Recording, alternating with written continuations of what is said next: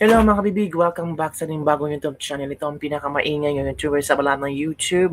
Ako si Kabibig, maglabag-labag na chang with evidence ako. Grabe. Pumatol sa mga bashers itong asawa ni Torre. Remember si Torre? Yung general na kung saan siya ang nag-execute para maipadala si Pangulong Duterte sa ICC, na dinescribe ng pamilya Duterte na kinidnap si PRRD. At group effort yon. Inamin naman lang John Vic Rimulya during sa Senate hearing na group efforts yun. At kasama si Torre. Naku po, ang asawa ni Torre sa TikTok, hindi talaga na-control ang sarili. I don't know kung ito ba talaga ay TikTok account ng asawa ni Torre. So sana maglabas ng official statement si Torre hinggil dito.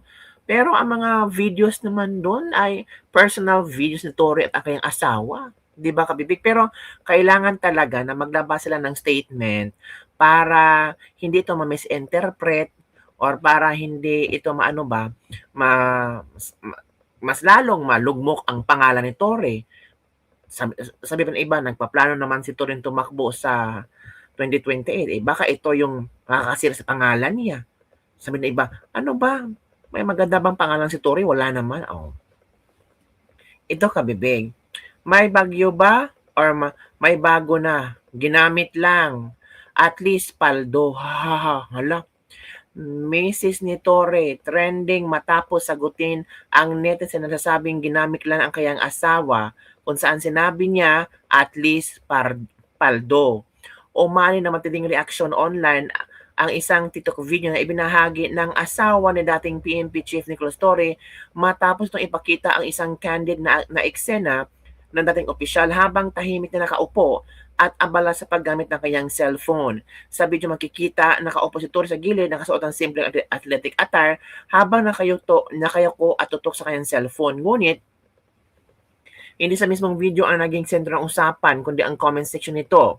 Isang netizen ang nagkomentong ginamit lang. Sabi naman ng asawa ni Torre, at least paldo. May ilan, enjoy lang Torre, 2 year na lang. Ilang taon na lang, I'm so excited. Nasaan ba ang video na yan? Sige, i-share ko sa inyo kung nasaan ba yung video na yan. Hinanap ko talaga sa TikTok. Kasi alam mo naman, mga chismosa tayo. So, kailangan tayo may solid ebidensya. Ito ha. Hinanap ko yung ito pala yung kabibig. Ito yun. Yan. Patricia Jane Perby Lotor 1 or Patricia Jane Perbilio Torre. Ito pala yung original na video. Sabi nga dito, may nabasa ako sa FB kaya kung nandito nasaan kayang paldo? Deleted na pero na SS na, kalat na sa FB. Ito pa. Ginamit lang. Wala nang komento ha. Bakit po abno asawa niyo? Hala, grabe naman. Special yan para manghuli sa mga killer at manyakis na KOJC. Reply ni Patricia ha. Ito, next. Enjoy lang, Torre. 2 year na lang. Puro kayo enjoy. Magkano ba ang binayad sa inyo ng mga trolls? Sabi ni Patricia. Anong lasa ng pagkain galing sa bayad ni Baby Mbesh? Masarap, syempre. Sabi ni Patricia. Talagang pinatulan ni Ma'am Patricia ang mga basher. Paldo kay BBM dati. Resibo, sinabi Pisara ang mukha. Ito pa. Cara David, wish, please visit this person. Wala naman siyang reply. Ilang taon na lang, I'm so excited. Oo nga, kasi 81 na siya. Ilang taon na lang. Paano nyo nasisikmura? Walang komento. Nako po, iba pa naman ugali ni Sarah ay pulong madam, iba rin ugali namin, huwag manakot kasi pareho kaming taga Mindanao, may bahay kami sa Bangkal, sabi ni Miss Patricia. Sana matupad wish ni Cara David. Ang sagot ni Patricia, natupad na, nauna na nga tatay nyo sa ICC, sabi ni Ma'am Patricia. Kung ako mag-iipon na para sa 2028, aalis na ako sa bansa na ito. Talawit kung aalis ka. Maleta. Sabi naman ni Jenry, sagot ni Ma'am Patricia, maliit o malaki? Naku po. Di ka na nagtitinda ng pares, ikaw hanggang kailan ka trolls? Yun po ang ilang Proud pa siya sa post, love mo lang asawa ko eh. Paldo na naman pala, yan. Aabangan ko last episode do Motori sa 2028, the winner takes all. Talagang pinatulan ni Madam Patricia ang mga bashers, mga kabibig. Aminadong paldo si ma'am, paldo nga, screenshot mo na. Hala. Yan. Si Diwata ba yan? Yes, bakit problema mo, trolls? Diba? Nako, pumapatol si Madam Patricia sa mga bashers niya. Kita nyo nga, binasa natin ang mga komento at ito yung account ni Ma'am Patricia sa TikTok, mga kabibig. Diba? Ito naman ang mga komento ng ilang mga netizen na nagbigay ng reaksyon hinggil sa komento ni Ma'am Patricia tungkol sa paldo-paldo. Paldo-paldo, maleta-maleta ba ito ha? Tinignan. Asawa ni Nicolas Torre, nagmayabang na pumaldo sila matapos gamitin ng administrasyon ni BBM na maisurrender si dating Pangulong Duterte sa ICC. May TikTok content creator kasi na si Patricia Jane Perbilio Torre na base sa kanyang mga post ay asawa ni Nicolas Torre.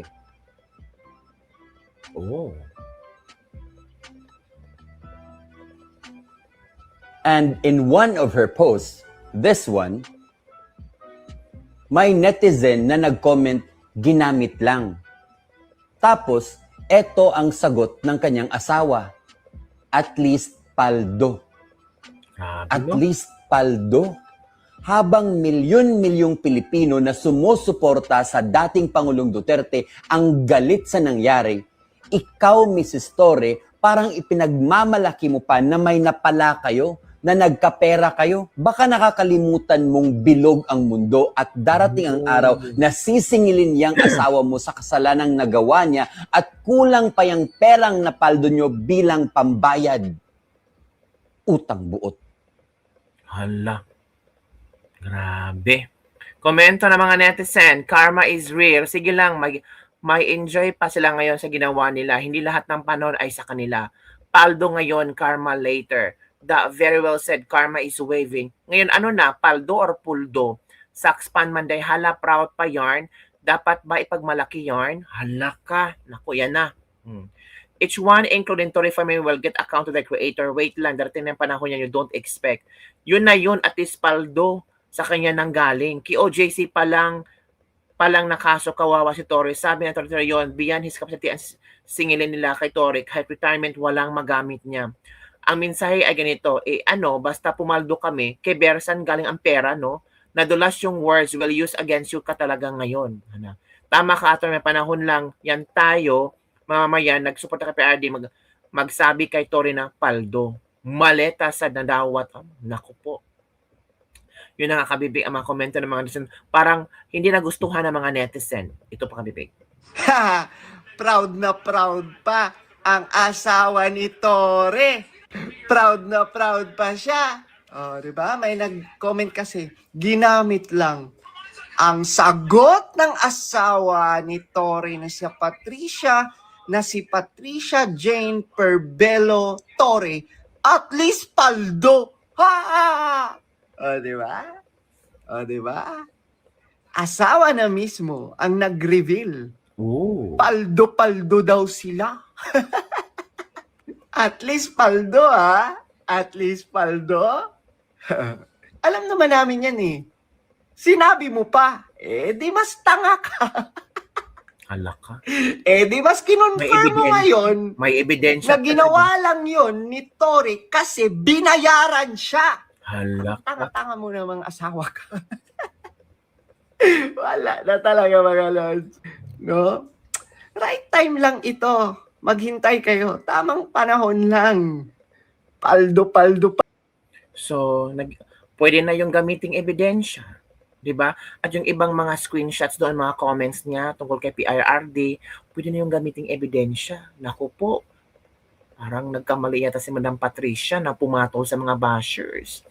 Kasi, posibleng ebidensya yun kung makasuhan si Torre. Tapos siya, accessory to the crime. Posible. Kasi, nag-divulge siya ng specific word at iba pang mga komento doon mga sinasabi niya. Paldo-paldo, anong ibig sabihin? Paldo-paldo ng perang nakuha nila. Tapos, sabi pa dito, anong lasa ng perang galing kay BBM? Sabi naman niya dito, nasan ba yun? Masarap, ano ba yun? Hanapin natin ha. Nasan ba yun? Paano nasikmura, and so on and so forth. Pero grabe anong lasa ng pagkain galing sa bayad ni Baby M. Besh? Masarap syempre. So may talaga kinukumpirma niya na binayaran sila. Naku, dapat magbigay ng official statement si Tory kung account ba ito ng kanyang asawa or hindi, kasi masisira talaga yung mga nila ba, yung pangalan nila, lalo na yung asawa ni Tory ang nagsabi at asawa na yan. So credible yan. Wala namang asawa na walang alam sa mga ginagawa ng kanyang asawa din. Wala namang asawa na walang pakialam kung ano man ang nangyari sa kanyang asawa. So alam talaga kung ano ang bawat galaw ng kanyang asawa. Di ba, kabibig? So paano yan? Paano ito lulusutan ni Tore, MMDA?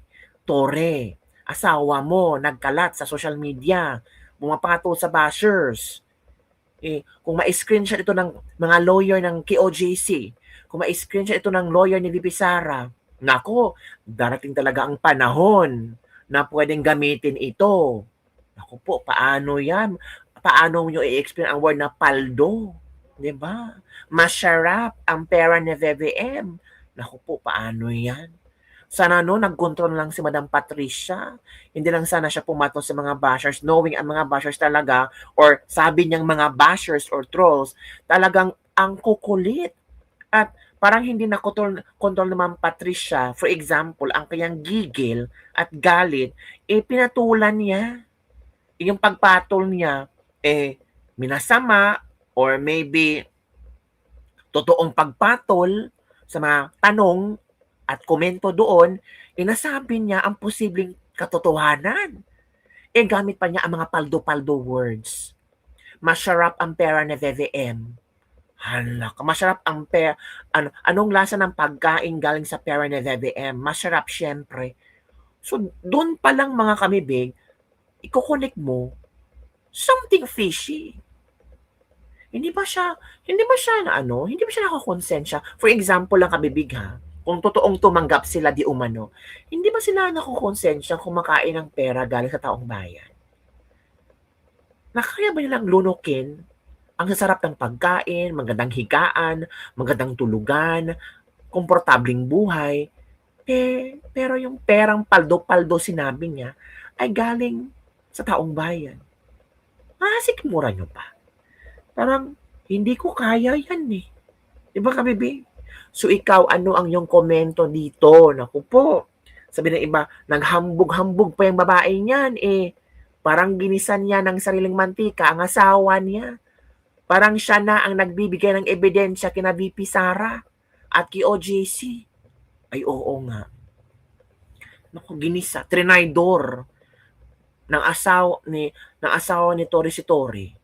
Naku po, paano yan? Malaking problema talaga ni Tore. Pero kasi sabihin ni Tore na hindi account ng asawa ko yan, posible, pwede naman, kabibig. Pwede, walang problem. Pwede yun, pero ang mga pictures doon, mga videos, isa lang dalawa. Paano ito solusyonan ni Tore, no? Maghintay na lang tayo, kabibig, ng mga official statement ni Tore hinggil dito. Huwag muna tayong mag-judge, ha? Baka na tawag dito, news mali na tawag dito, hindi scam, kundi tawag doon, yung account mo ba, iba ang gumamit, di ba? Tawag doon, parang na-hack yung account ng asawa ni Tore, o di kaya iba ang gumamit sa account sa asawa ni Tore at iba ang yung nag-reply, posibleng ganun ang magiging rason nila. Di ba? Pero ganun pa rin. Yung komento kasi na screenshot ng tao at knowing itong mga words na paldo, itong mga maleta, maliit or malaki, parang iba ang connotation nito kasi trending na trending yung 18X Marines maleta. Tapos sa affidavit, nandun pa rin ang pangalan ni Tory. Sa affidavit ng 18X Marines, nandun ang pangalan ni Tory din. Naku po! So yun lang, kabibig ang ating latest libak-libak for the day. Don't forget to like, subscribe, and share this video para sa mga latest trending news na ating pag-usap-usapan. Ikaw, aniwala ka ba na account ito ng asawa ni Torre? Aniwala ka ba na si Torre ay tumanggap ng paldo-paldong pera? Masarap ba ang pagkain galing sa pera ni BBM? Masarap. Halak. Bye everyone. See you next time.